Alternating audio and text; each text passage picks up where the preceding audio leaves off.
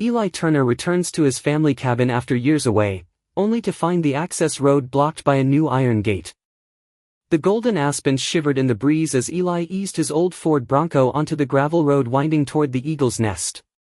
He cracked his window and let the crisp scent of pine fill the cab, a balm after hours on the interstate. But as the curve opened up toward his family's land, his knuckles tightened on the steering wheel. There it was, steel gray and out of place, the iron gate welded between stone posts. A bold sign screamed in red, "Private, HOA access only." Eli stepped out, boots crunching over dry leaves, and ran a weathered hand along the cold metal. He hadn't been back since his father's funeral 6 years ago. And this wasn't here then. He scanned for a keypad, a lock, any sign of a way through. Nothing. His brows furrowed. Memories of his father's voice stirred, half-joking complaints about Karen and her paper tyranny. A dispute over an easement, if he recalled. Eli had chalked it up to small-town friction. Now, it felt less like friction and more like a barricade. He turned back, reluctantly rerouting toward the township diner. The morning moose hadn't changed a bit, still perched on its cinderblock base, the hand-painted sign of a moose sipping coffee faded but proud. Inside, the jukebox played Patsy Cline, and the scent of bacon and burnt coffee hit him like an old song. "Eli Turner?" a voice called. He turned to see Deputy Ron Paxton at the counter, gray at the temples now, but still sharp-eyed and sturdy. They exchanged a warm handshake. "Back for good?" Ron asked, nodding to the omelet sizzling behind the counter. "Thinking about it," Eli said. "But someone dropped a gate across my road." Ron's smile thinned. "HOA's been busy since your dad passed. Karen's the chair now. Runs it like a shipyard."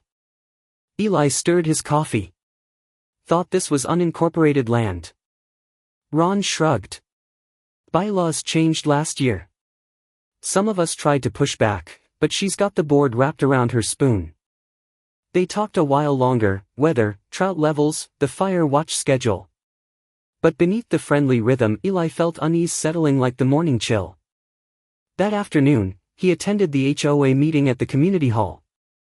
Karen Bellwood greeted him with the gloss of hospitality, her pearls tight against a burgundy turtleneck. "Eli Turner, what a surprise," she said. "Welcome back." "I was surprised too," he replied. "Especially by that gate." Karen offered a rehearsed laugh. "Oh, I'm sure there's a mix-up. We'll have someone look into it." But the agenda moved along with no mention of access rights. Budgets. Landscaping. A motion about mailbox uniformity. When Eli raised his hand, Karen smiled tightly and moved on. Later, back at the cabin, dusk settled deep among the trees. He stepped into the attic, where cedar dust mingled with time. The bulb flickered as he lifted a weathered box from behind old skis and a coil of rope. Inside, stacked neatly, were yellowing maps, surveyor's letters, and his father's bold cursive across a folder marked Eagle's Nest, original plot. He finds a box of his father's old maps and survey letters in the attic. The HOA room smells of cinnamon potpourri and subtle hostility. Eli steps into the lion's den. The community lodge looked like it had been dressed by a kindly aunt preparing for a church potluck. Garlands of artificial leaves curled along the rafters, and a smiling wooden turkey stood sentinel near the refreshment table. A plug-in electric fireplace hissed softly in the corner, giving off more noise than heat. Eli adjusted his coat as he stepped through the wide double doors. The warmth of the room didn't quite reach the air between the residents, just a tangle of stiff greetings and murmured reminders to behave. Karen Bellwood stood beneath the wall-mounted banner that read, "Together in Harmony," the phrase more ironic with every syllable she uttered. She wore a cranberry-red sweater, a string of cream pearls resting perfectly above its neckline, and a clipboard hugged tightly to her chest like armor. She spotted Eli and turned her smile into something polished but hollow. "Mr. Turner," she said with a tone that balanced welcome and warning. "We're so pleased you could join us tonight." Eli nodded, his eyes briefly scanning the faces around the room. Jim and Margie Dawson sat toward the center, Jim with his arms crossed, Margie whispering to Linda Brooks, who nodded faintly and adjusted her shawl like it was a shield. He found a spot near the back, close to the snack table with untouched cookies and coffee that smelled faintly burnt. The chairs were metal and unforgiving. Karen cleared her throat and opened the meeting with the ease of someone who had done this dozens of times, and intended to keep doing it. Our first item this evening, she chirped, is our ongoing beautification initiative. I'm thrilled to share the latest proposal, a new decorative fence for the eastern ridge, which borders several key properties. Eli straightened. That includes mine, doesn't it? Karen didn't miss a beat. If your parcel lies adjacent, yes, I believe it would. I'd like to raise a concern, he said, his voice even. The gate you've installed blocks my access road. That land's been in my family for decades. My father had documents. I understand your concerns, Karen interrupted, still smiling. But the HOA bylaws were amended 2 years ago to accommodate safety and aesthetic improvements. Surely you received the memo. I didn't, Eli replied. Karen turned to the secretary, who tapped rapidly on her laptop. We sent registered mail to all landholders within our jurisdiction, she said, not looking up. I never signed anything relinquishing access.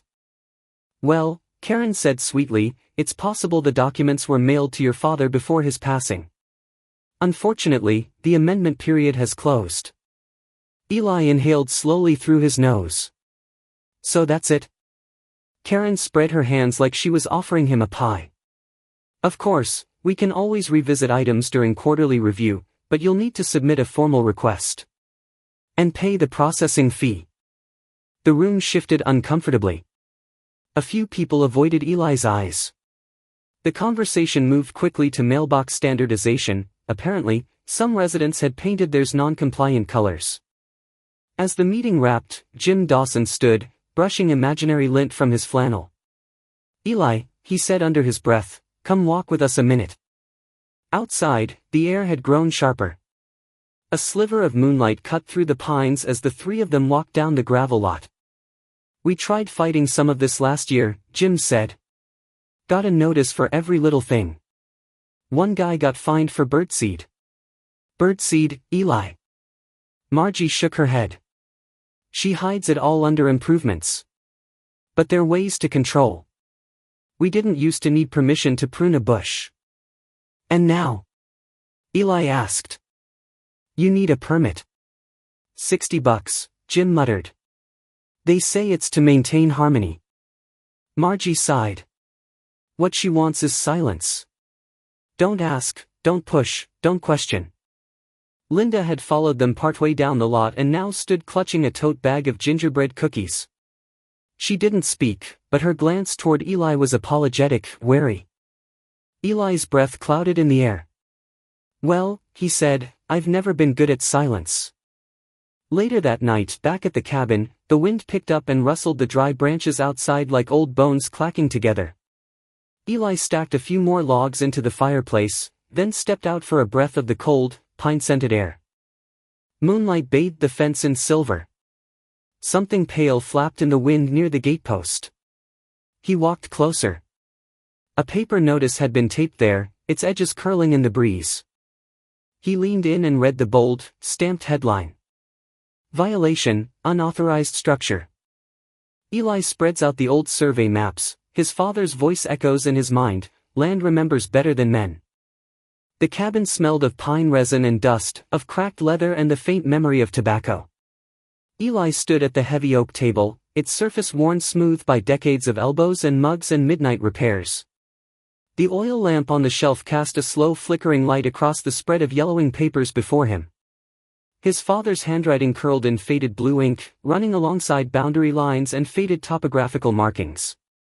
The wood stove popped gently in the background, and from the corner of the room, Patsy Cline crooned softly about walking after midnight. He traced a line along one map, his finger pausing where a faint pencil notation read easement, West Road, shared access.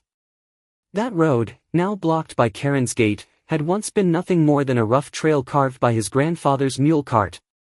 Over the years it had hardened under tires and boots, woven into the memory of the land itself. Land remembers better than men, Eli murmured. He could hear his father's voice, low and steady, that dry chuckle that used to follow any hard-won piece of wisdom. He'd heard those words 100 times in the field, surveying trees or marking fire lanes. But tonight, they seemed etched into the very grain of the table. A soft buzz broke the quiet. His phone lit up with a voicemail. Eli pressed play and listened as his nephew Sam's cheerful voice filled the cabin. "Uncle Eli.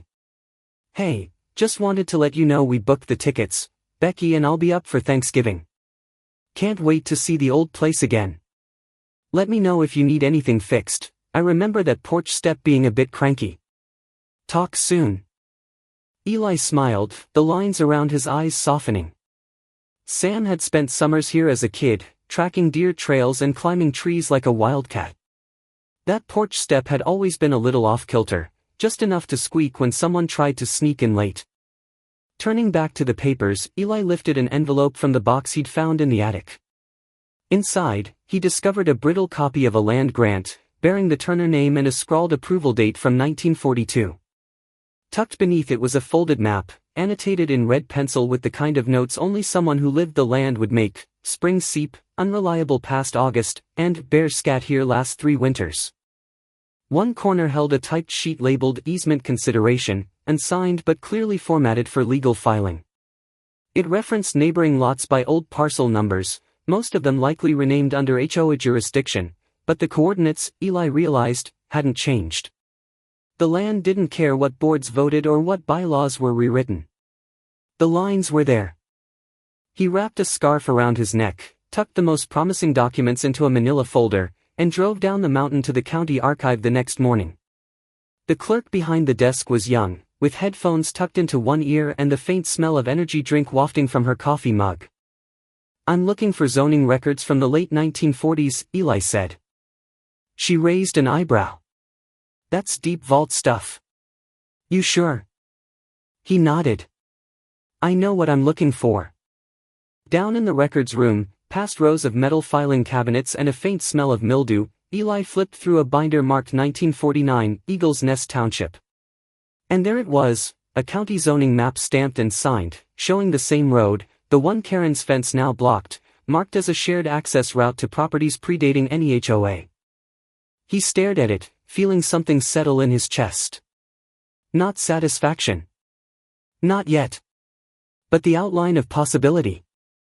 By the time he got back to the cabin, twilight had fallen like a soft curtain across the valley. The lamps glowed golden in the windows, and the floorboards creaked beneath his boots like they were remembering old footsteps. He pulled out his old contacts notebook, fingers pausing on one name, Gabe Menendez. They'd fought forest fires together in the 70s. Gabe had gone on to law school, become one of those stubborn legal types who still believed in deeds and property lines more than politics. Eli picked up the phone and dialed. When the familiar voice answered, Eli smiled faintly and said, "I might have something, old, but powerful." Eli steps into the county recorder's office with a file folder full of dusty old papers, and a plan. The morning air in Fairburn carried the sharp tang of snow, a soft powder dusting the courthouse steps like flour on an old breadboard. Eli Turner's boots left prints behind him as he entered the building, shaking off the cold and glancing around the main hall. Inside, the courthouse wore its age with dignity, wood paneling the color of walnuts, radiators clicking in protest, and old portraits of county commissioners lining the walls like judgmental uncles. He made his way down the hall, folder clutched firmly under one arm. The receptionist gave him a polite nod as he stepped into the surveyor's office.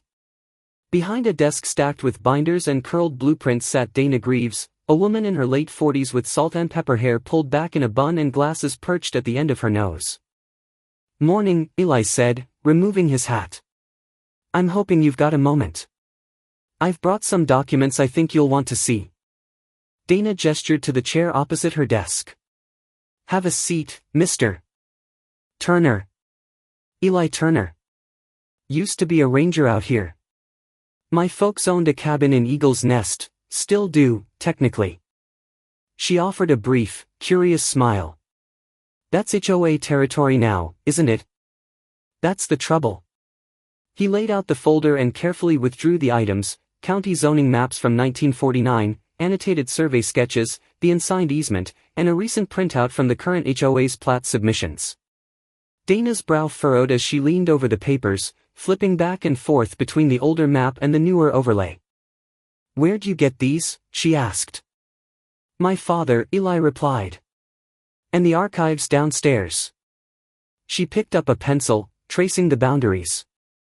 "Looks like the HOA redrew their access line right across what used to be a public right-of-way.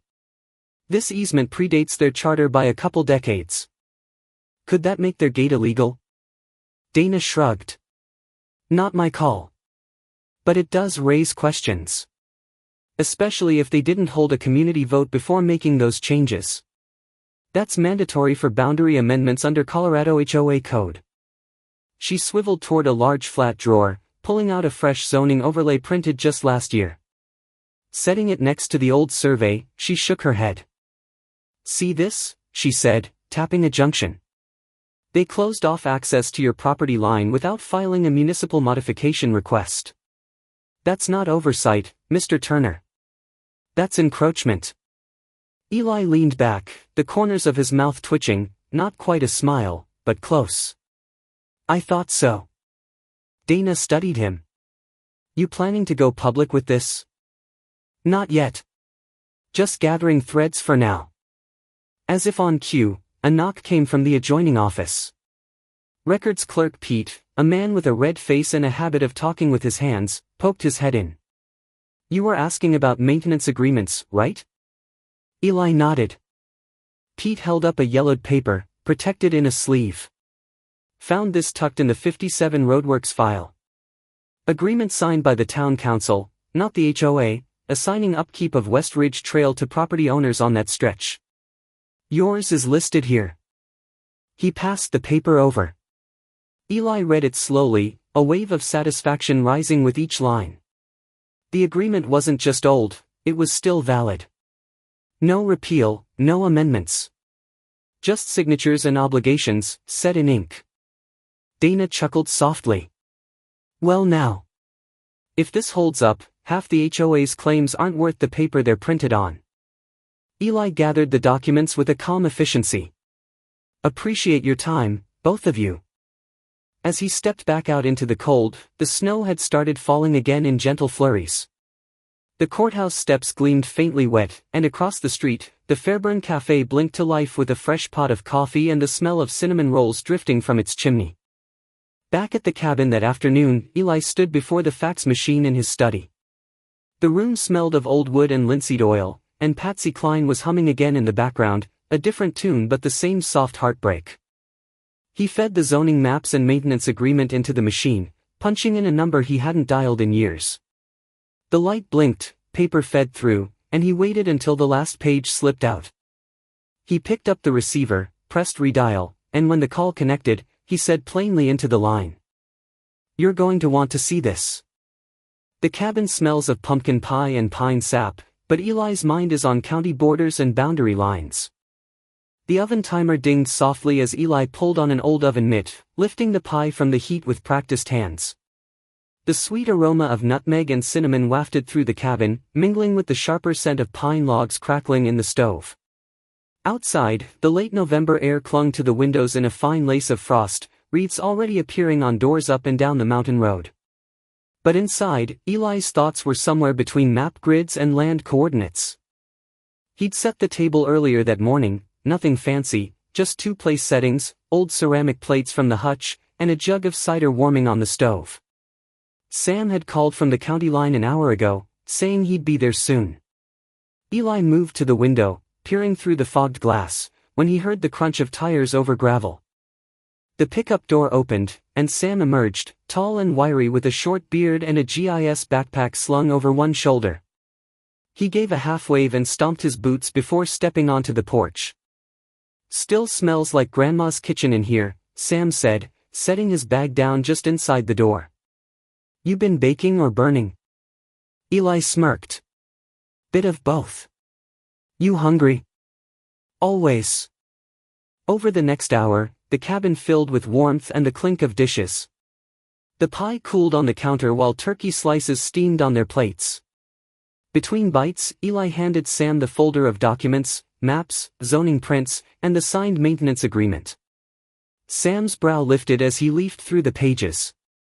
"You weren't kidding," he muttered. "Some of these markings are pre-digitization. It'll take me a bit to clean them up." He pulled out his laptop and a flatbed scanner from his pack, setting them on the kitchen table next to a plate of stuffing.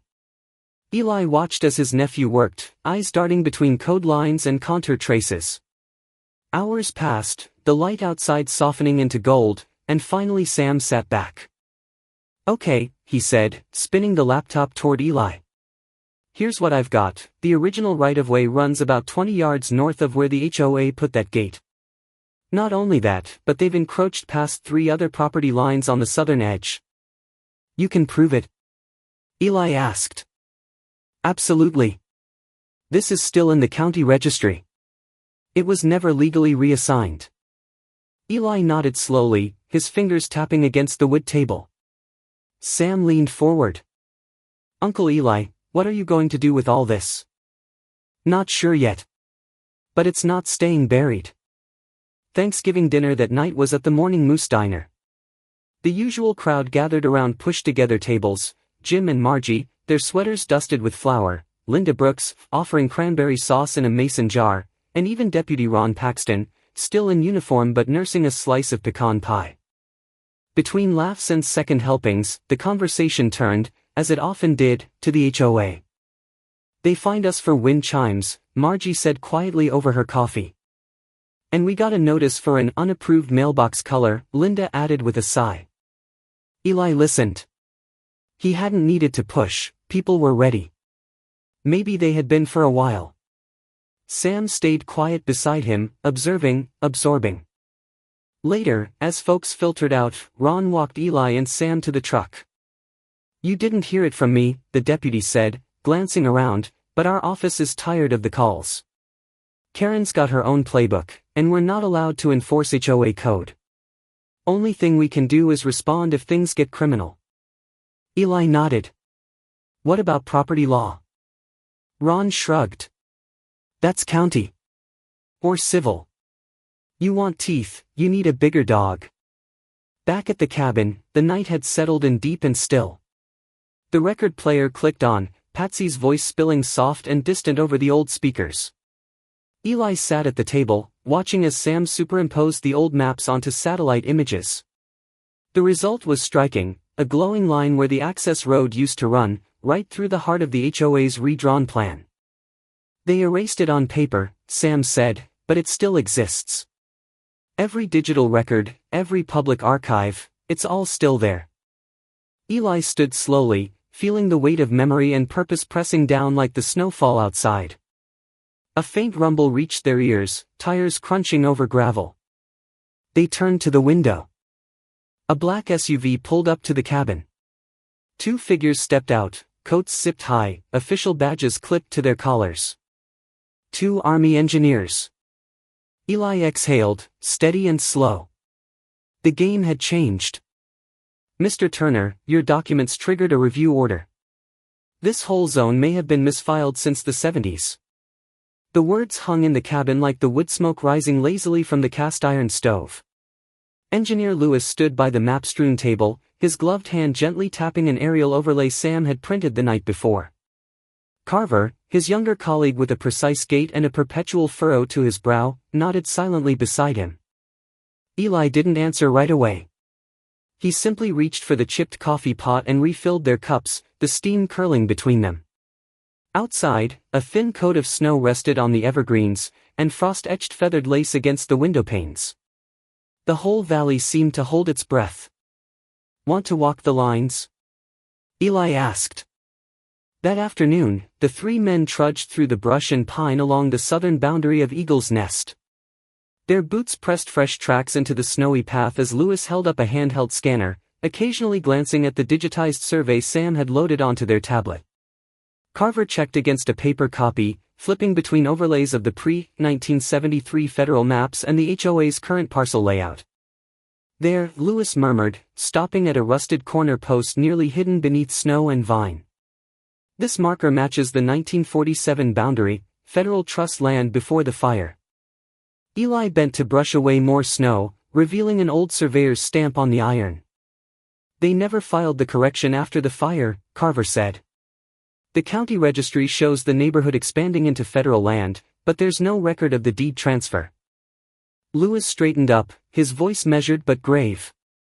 That means the HOA has no legal authority over a good portion of these lots, including your access road. By the time the sun dipped behind the mountain ridge, the men were back at the cabin. Lewis made a call from the porch, boots crunching against the frozen planks. When he returned, he looked Eli in the eye. There's going to be an emergency meeting tomorrow. HOA office. You should be there. Eli only nodded. The next day, the community lodge, normally home to holiday potlucks and paper turkey crafts, buzzed with murmured tension. The fluorescent lights hummed low, and the heat clicked sporadically in the background. At the front, Karen Bellwood sat at the center of the HOA board's folding table, flanked by the secretary and treasurer, her lips tight, her eyes sharper than Eli remembered. Chairs filled fast. Even Jim and Margie came, sitting stiffly near the back with arms folded. Linda Brooks clutched a notepad on her lap, her pen unmoving. Engineer Lewis stood when called. He didn't raise his voice. Our office received documents pertaining to a parcel discrepancy within Eagle's Nest. Upon field inspection and archival research, we've determined the HOA's current boundaries encroach on land designated as federal trust property. A hush followed. The kind that weighs more than any shout. We believe the county failed to properly revise public records after the 1973 fire. The misfiling has had cascading effects on zoning, permitting, and jurisdiction. Karen's hand tightened on the table. Her voice, when it came, was sugar-laced steel. Are you implying this entire community is illegitimate? No, ma'am, Lewis replied calmly. We're stating the HOA lacks authority over several tracts it assumed. That includes enforcement actions taken in those zones. The board looked between themselves, pale. A few whispered behind clipboards.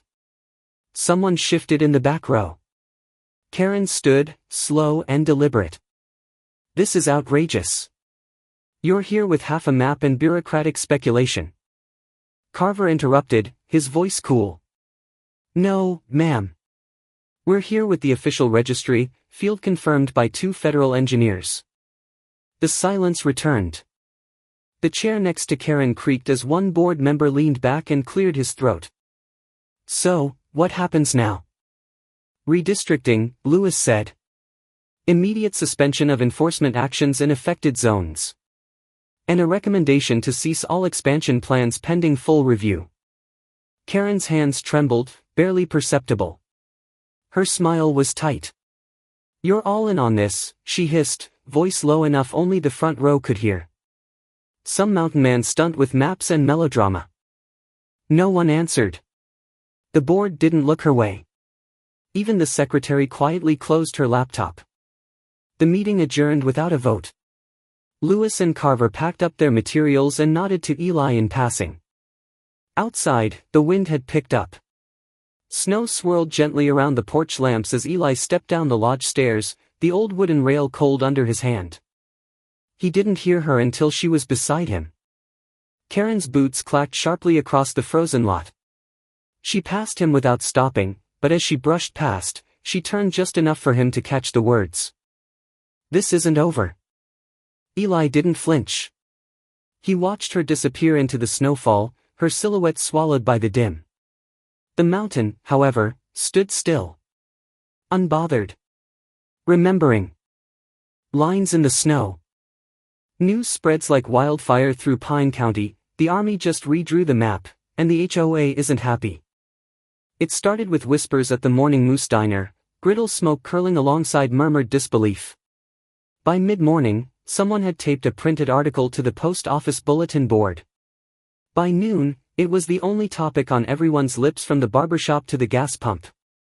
Word had it that the HOA's grip had slipped, not just on Eli Turner's lot, but on a dozen others that had long suffered under silent compliance. Eli stood on his porch with a mug of black coffee, watching a squirrel dart across the railing, its tail flicking snow. Down the hill, Sam and Margie were loading boxes into the town's old supply shed, now transformed into a makeshift pantry for the revived community potluck. Margie had called it a gathering for gratitude, sidestepping any mention of the cancelled HOA-sponsored winter social. But everyone knew. The homemade flyers featured hand-drawn wreaths and a snow-dusted fir tree. Below, in red cursive, it read, "For neighbors, not notices." The town square had not looked this alive in years. Twinkling lights coiled around lampposts, their glow soft against the early dusk. Children in knit caps helped hang paper snowflakes in the windows of shuttered shops. A choir of retirees gathered under the gazebo and broke into Silent Night, their harmonies slow, reverent, and cracked with age. Laughter spilled from the edges of the square, from folding tables crowded with pies and crockpots and steaming cider. Eli wandered between conversations, pausing to shake hands and accept warm greetings. Even Ron, the deputy, looked lighter, leaning on his patrol car with a cup of cocoa and a half-eaten biscuit in hand. "She's not taking it well," Ron murmured as Eli approached. "Karen?" Eli said, though he didn't need to. Ron nodded. "Tried to call a special board session. Only 2 showed. Rest said they had prior commitments." "Funny how timing works," Eli said, voice low. Dana Greaves arrived just before the music started again. She wore a dark pea coat and wool gloves, her clipboard tucked under one arm. With quiet authority, she approached the center of the square, where a folding easel had been set beside the old Christmas tree. The crowd hushed as she unrolled a vinyl notice and clipped it to the board. Large letters across the top read, "Notice of Federal Land Boundary Clarification, HOA Jurisdiction Nullified." Dana turned to the gathering, her voice steady and warm. "Effective immediately, the Army Corps' updated zoning boundaries have been filed with Pine County. These changes officially revert control of the affected lots to original county jurisdiction." A ripple of applause followed. Some clapped softly. Others embraced. A man near the cider table raised his hat in the air and hooped. Eli simply bowed his head slightly, hand tightening around his mug. Across town, the HOA office sat dim and shuttered. The parking lot was nearly empty. Inside, Karen Bellwood stood alone near the front desk. Her shoulders were square but stiff, her breath fogging faintly on the cold glass as she watched the sign go up through the window. On the counter beside her sat a cream-colored envelope. She'd opened it only minutes earlier, hands trembling as she read the header. "Notice of Personal Liability Review, HOA Governance Actions Under Review." She clutched the letter tighter now, knuckles whitening, as the sound of music drifted faintly from the square. Her gaze stayed fixed on the notice Dana had posted. The words didn't blur, but the meaning struck harder than any fine she'd ever issued. She took a shaky step back from the window. Her reflection stared back, pristine blouse, lipstick slightly smudged, hair sprayed into a hold that no longer held much at all. The town had drawn new lines. Not just on maps, but in snow and spirit alike. And for the first time in years, they hadn't waited for her permission. Karen's meltdown and a map reborn. The snow is heavy now, blanketing the county. Eli watches from his porch, sipping coffee as the mailbox rattles. Each flake fell like a quiet exhale from the mountain, settling into drifts that smoothed the world into something soft and simple. Eli pulled his coat tighter, steam curling from his mug as the familiar creak of the screen door behind him announced Sam's arrival. "She's out," Sam said quietly. Eli didn't look away from the snow. "Karen? County board just posted it. Ethics hearing set for March." Eli nodded once. The wind tugged at a loose corner of the old Turner Trailhead sign propped against the railing, its hand-carved letters faded but still proud. Later that morning, they hauled it down the slope, the two of them working in quiet rhythm. The wooden post had split near the base, but Sam patched it with a steel bracket. Margie arrived with hot cider and a few neighbors followed, shovels and axes in tow. What started as a restoration became a ceremony. The path, Turner Trailhead, had been there for decades, its gravel swallowed over the years by pine needles and silence. Now, laughter and footsteps reclaimed it. Children tossed snowballs as men cleared brush and women strung garland along the new fencing the county had marked. The fresh signage gleamed under pale sun that peeked through gray clouds, catching on the varnished wood like memory reborn. At the edge of the group, Eli stepped back and let his eyes travel the line of cleared trail. He saw not just people and snow, but echoes, his father pointing at landmarks, worn maps spread across the dining table, the weight of belief in land and its story. For the first time in years, that story had been heard. County officials arrived just after noon to begin surveying for updated mapping. Dana Greaves smiled as she saw the work already underway. "You beat us to it," she said to Eli. "We just reminded the land where it starts," he replied. But even as the community warmed, the cold still lingered at the courthouse downtown. Karen Bellwood exited the building under a clouded sky, eyes shielded by dark glasses, her mouth set in a rigid line. Cameras flashed. Reporters leaned in. "I built that HOA," she barked, her voice shrill and cracking. "You think any of this will last without order?" A man held a microphone toward her, asking about the core findings, the ethics review, the board resignations. "It's all lies," she shouted.